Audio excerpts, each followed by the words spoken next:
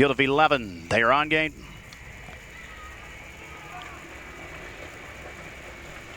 They are off and they are trotting. Cadita goes sprinting out too quickly. Deja also left the gate early. For the outside, our Dutchess looks to find a good early spot as they trot into the opening turn. Up top, Deja right at the top early for Jingra. Cadita came out well in the second spot as Miss Belbar will move up at the third position in front of Country Victory.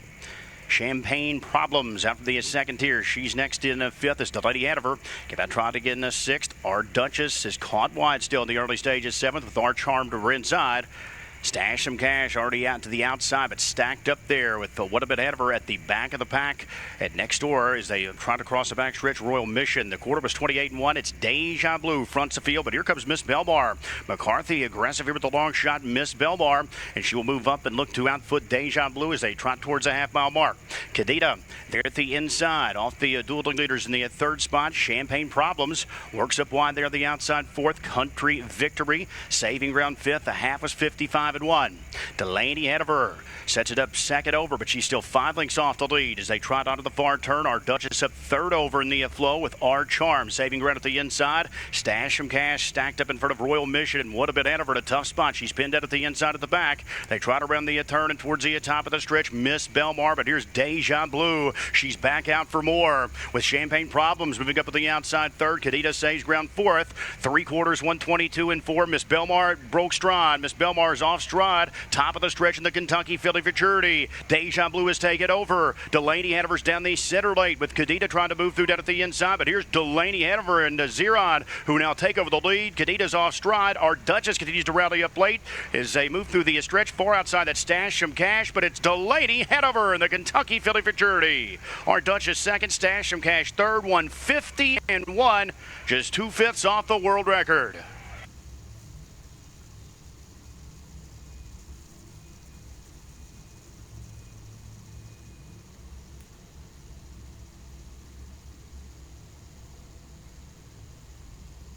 Well, John, I think we were both a little shocked there that there weren't a whole lot of levers in that opening panel of the race. Deja had herself forwardly placed. Cadena had herself forwardly placed.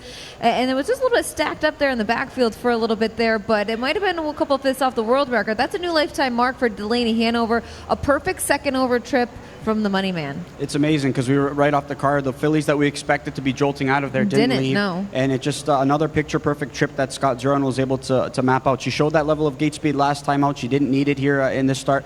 Look at the confidence that Scott had, though, in this filly. And especially after last week, I think he had even more confidence sitting behind her. This filly really caught everybody's attention in her first couple of lifetime tries. Hit a little bit of a lull period. But right now, she seems to be peaking and hitting at all cylinders. And just a wrapped-up winner.